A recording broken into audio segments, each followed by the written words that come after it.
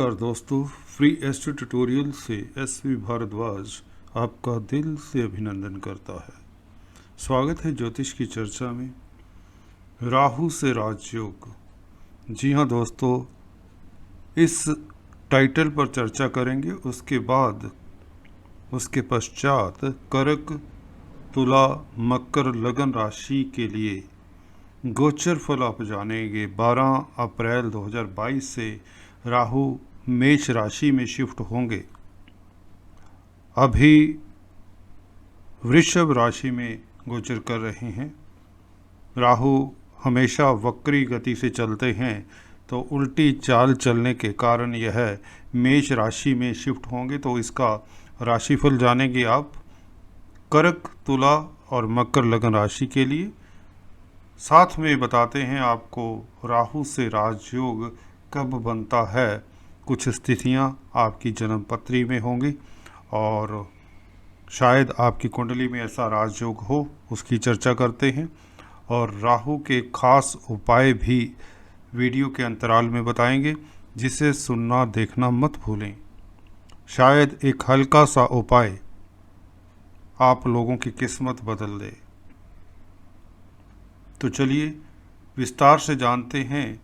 पहले 2 पंक्तियों में राहु से राजयोग के बारे में बात करते हैं। राहु राजयोग कब देता है? जैसा कि मैं वीडियोस में बताता आया हूँ, राहु जब उच्च स्थान में होता है तो राजयोग कारक होता है, परंतु एक कंडीशन इसके साथ होती है। उच्च स्थान 3रा, 6ठा, 10वां, 11वां घर होते हैं। एक कंडीशन की बात कर रहे हैं, यह अकेला हो और मित्र क्षेत्री हो। जी हाँ दोस्तों, अकेला बहुत भला रहता है। मित्र क्षेत्री, इसके मित्र ग्रह आपको पता है शुक्र और बुध होते हैं। तो इनकी राशियों में यह अच्छा फल देगा।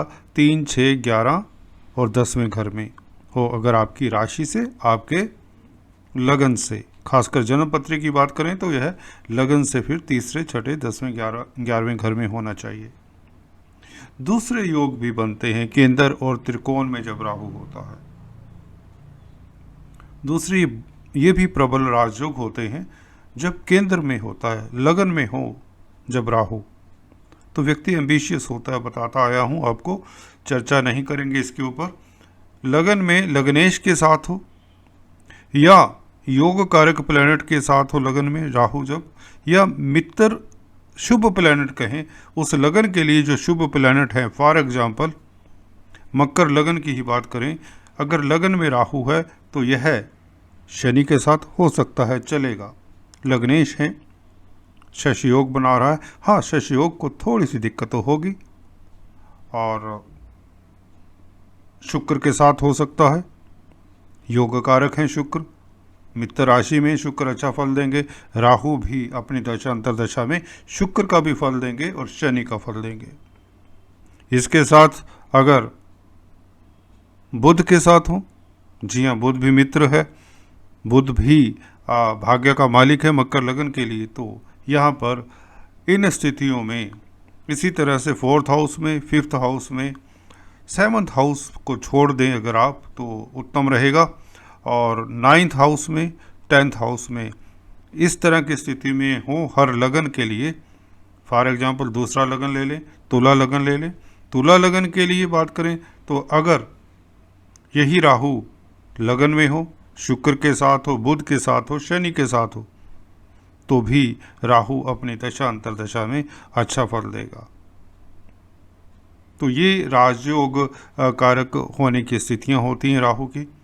और चलिए अभी हम बात करते हैं 22 अप्रैल 2022 से कर्क राशि में, कर्क लगन के लिए और राशि के लिए क्या फल देंगे जब राहु मेष राशि में गोचर करेंगे।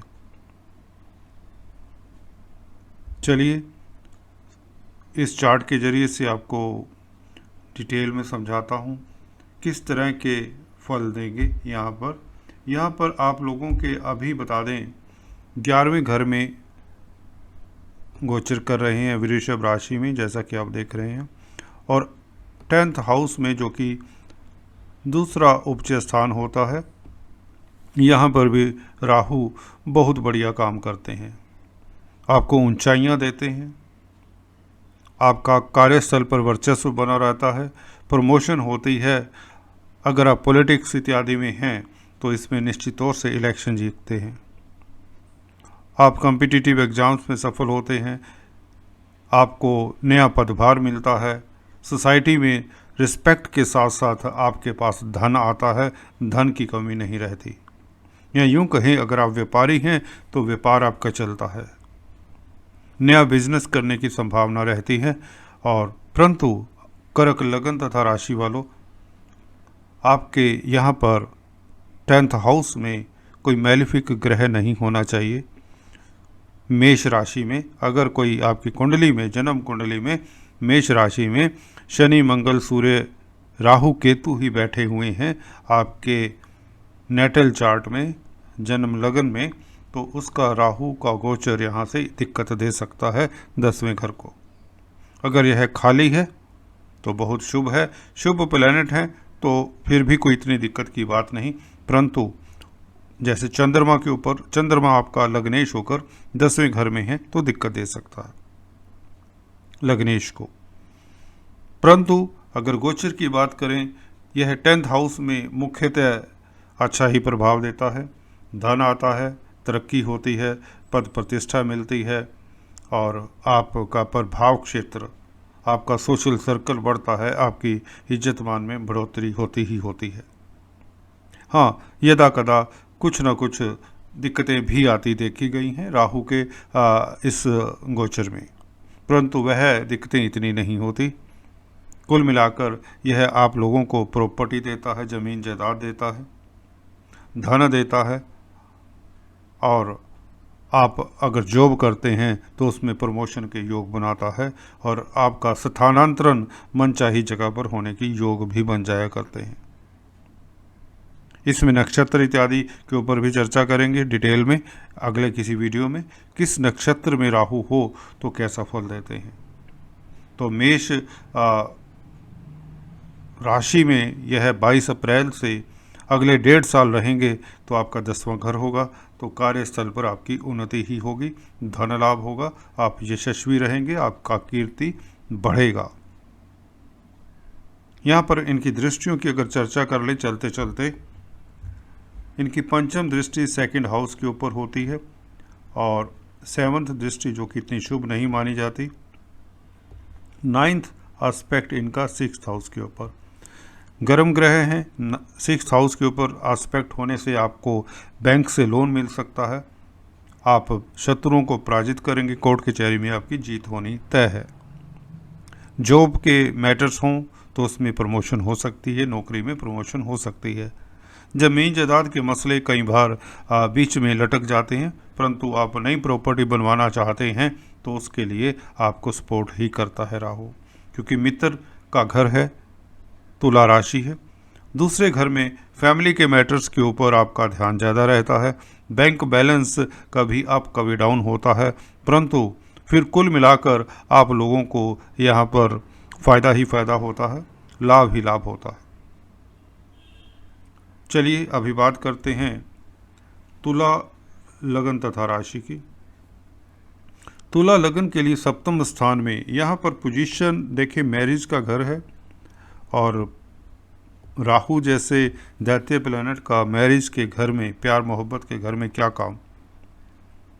अगर यहाँ पर आपके मैलिफिक प्लैनेट्स आपके बर्थ चार्ट में पहले से ही बैठे हैं, शनि, मंगल, सूर्य, राहु, केतु, ये पांचों में से कोई बैठा है और राहु 22 अप्रैल से यहाँ पर आ जाए तो मैरिज लाइफ में दिक्कतें दे सकता है। अगर पार्टनरशिप में बिजनेस करते हैं तो दिक्कतें दे सकता है।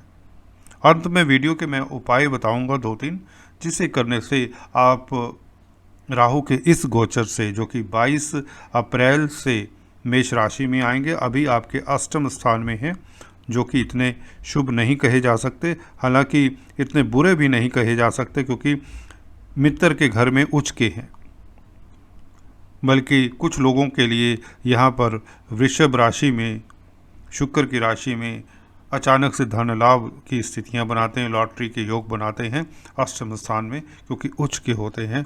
और अगर यहाँ पर शुभ प्लैनेट आपके बैठे हैं 8वें स्थान में ऑलरेडी, तो आप लोगों को जाते जाते यह लाभ भी दे जाता है। सप्तम स्थान की बात हो रही है, 22 अप्रैल से यहाँ पर आ जाएंगे मेष राशि में। तो बता रहा था सप्तम स्थान में कोई अशुभ ग्रह नहीं होना चाहिए, नहीं तो राहु का यह पीरियड 1.5 साल का पीरियड, 18 महीने का पीरियड आपको सतर्क रहना पड़ेगा। अगर आप पार्टनरशिप में बिजनेस करते हैं या कोई भी व्यापार करते हैं, व्यापारी वर्ग को सतर्क रहना पड़ेगा। That is the main thing. और इसका उपाय जानने के लिए अंत में वीडियो के मैं बताता हूँ, ज़रूर देखिए सुनिए, ताकि आपको व्यापार में दिक्कत ना हो, आपके पुराने संबंधों में, मियाँ बीवी के संबंधों में दिक्कत ना हो। कई बार ऐसा भी होता है, एक कम्युनिकेशन गैप क्रिएट कर देते हैं। ये विच्छेदकारी ग्रह हैं जो मियाँ बीवी में से एक व्यक्ति की, आजकल वर्किंग कपल होते हैं तो ट्रांसफ़र हो जाती है, हस्बैंड की फॉर एग्जांपल ट्रांसफ़र हो सकती है दूसरी जगह, तो इसमें पदोन्नति होती है, धन आता है। ऐसा नहीं है, केंद्र में राहु बली होते हैं, उच्च के होते हैं, अच्छा फल देते हैं, सॉरी। तो यहाँ पर धन तो आएगा, परंतु मियाँ बीवी एक दूसरे से दूर हो जाते हैं, परिवार से दूर जाना पड़ सकता है। इसी तरह से इनकी दृष्टियों की चर्चा भी कर लें। राहु 11वें घर को देखेगा तो गर्म ग्रह है, उपज स्थान पर दृष्टि इतनी बुरी नहीं है, हालांकि शत्रु को के घर को देख रहे हैं, सूर्य की राशि है, फिर भी आपको स्वास्थ्य का जरूर ख्याल रखना चाहिए, परंतु लाभ होगा, गेन्स होंगे, आपकी कुछ इच्छाएं पूर्ति करने में ये सहायक रहता है, लाभ होता है। लगन पर देखेंगे तो आपकी मान प्रतिष्ठा के योग बनते हैं, कार्यस्थल में आपका प्रभाव बनता है, सोसाइटी में इज्जतवान बढ़ने के योग बनते हैं। अगर लगन में कोई भी ग्रह नहीं बैठा, अगर अशुभ ग्रह बैठे हैं तो आपको अपनी इज्जत मान का ख्याल रखना पड़ेगा। इसी तरह से नवम स्थान को जब राहु देखेगा तो आपके पराक्रम में वृद्धि करेगा। उपज स्थान को देख रहा है, तृतीय स्थान को देख रहा है राहु, तो आप बली हो जाएंगे। अगर आपका कॉन्फिडेंस डाउन था पिछले कुछ समय से, किसी कारण से, किसी खराब अंतर्दशा महादशा के कारण, तो इस वक्त राहु आपके मनोबल को उठाता है। जो यात्राएं करते हैं, ट्रैवलिंग का काम करते हैं, विदेशों में आने जाने का काम है, क्रिएटिव लोग हैं, कलाकार लोग हैं, इन लोगों को काफ़ी सक्सेस मिलती है अपने कामों से, धन आता है, आपका सोशल सर्कल बढ़ता है और यहाँ पर आपको हायर कॉन्टैक्ट्स में भी से भी मदद मिलती है। कुल मिलाकर राहु यहाँ पर आपके लिए मिला जुला फल देता है। सप्तम स्थान में हाँ, हल्की सी दिक्कत मैरिज लाइफ में हो जाती है जिनके यहाँ पर क्रूर ग्रह बैठे हैं, अदरवाइज कोई इतनी दिक्कत नहीं देखी गई। इस गोचर को आप अच्छा ही समझे, क्योंकि 11वें घर पर दृष्टि है और तृतीय स्थान पर दृष्टि है, जो दृष्टियाँ अच्छी मानी जाएंगी। चलिए आगे बात करते हैं मकर लगन तथा राशि की। यहाँ पर 4th हाउस में, जो कि आपके सुख का स्थान है, यहाँ पर राहु मंगल के घर में है, मंगल की राशि में है। अगर आपके 4th हाउस में मैलिफिक प्लैनेट है तो अच्छी बात नहीं, तो राहु उसके ऊपर से गोचर करेगा।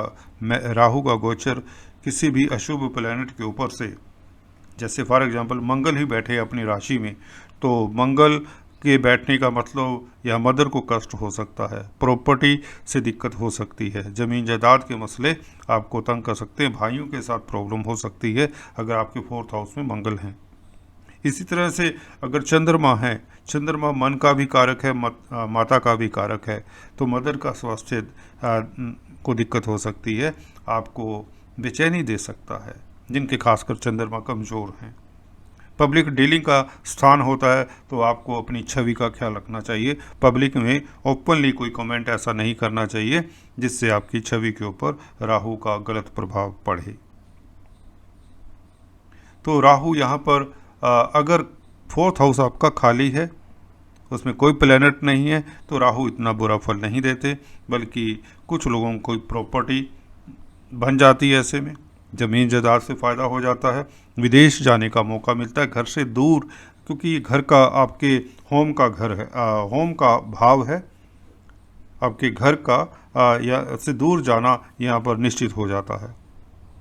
तो 4th हाउस में राहु का बैठना आप लोगों के लिए इतना शुभ नहीं, अगर आपकी कोई प्लैनेट्स यहाँ पर बैठे हैं, खासकर अशुभ ग्रह बैठे हैं। तो 4th हाउस के जो इंडिकेटर्स होते हैं, सिग्निफिकेंस होते हैं, उनको यह प्रभावित करता है। तो आप लोगों को यहाँ पर राहु के उपाय बता देते हैं। एक तो कच्चा कोयला मैं अक्सर बताता होता हूँ, अपने वजन से 10वां हिस्सा किसी नदी में बहते हुए जल में ज़रूर बहा दें सैटरडे या वेडनेसडे के दिन। दूसरे, काला सफ़ेद कुत्ता अगर आप पाल लें तो बहुत अच्छा है। इस अवधि में 2 रंगी कुत्ता होता है जो ब्लैक एंड वाइट डॉग, उससे फीड करें। काला सफ़ेद कंबल भी किसी गरीब को या किसी मंदिर में दान देते रहें हर महीने 2 महीने बाद। ब्लाइंड्स की खासकर सेवा करें, उन्हें दान दक्षिणा दें। हैंडीकैप्ड्स की सेवा करें, उन्हें दान दक्षिणा दें। इतना करने से यकीन मानिए राहु आपके शांत रहेंगे, आपको अच्छा फल देंगे। अच्छा फल मकर लग्न राशि को कहाँ मिलेगा? जब यह 4th हाउस आपका खाली होगा तो आप लोगों को ज़मीन जायदाद से फ़ायदा होगा और पब्लिक डीलिंग के काम से भी आपको लाभ होगा। चलिए अभी मैं अपनी वाणी को विराम देता हूँ। अगले वीडियो में कुछ इस तरह की चर्चा लेकर आते हैं। तब तक के लिए do subscribe, like and share. Thanks for watching this video.